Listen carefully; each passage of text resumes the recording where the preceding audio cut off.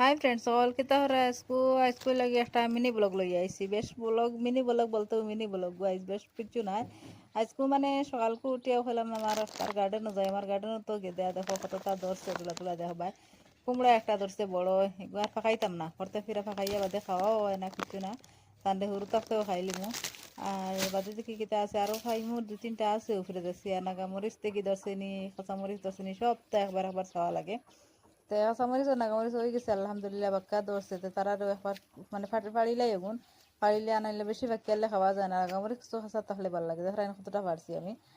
আর বাদে আর কিছু ইনো নাই কোনটা আনবার বাদে ফলা পাতা, এখান কিতা কচুর পাতা। আচ্ছা, কচুর পাতা থরি লইয়া আইলাম। ইয়া কারি পাতার গাছ একটা মানে এই জায়গাত রইছি না, আমরা অন্য জায়গাত রইছিলাম। তো মনে হয় গাছর মানে বিচি উচি পড়ছে, পড়িয়া ধরছে, গোলা সুন্দর হয়েছে দেখি। আর একবারে বরি দিছে, মানে ফাতায় উতায় জঙ্গল লাগিছে, মারি লিব ফাতা উতায়। তো সফা করে দিছি, দিয়া সুন্দর করে তৈয়া আইছি।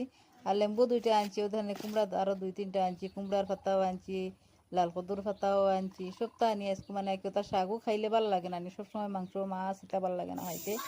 তো কুমড়ার পাতা আনি চাটনি করি। আর গুন্ডি চাটনি করবো। আর কদুর মানে আর কি শাকও রান্ধি দিছি ন।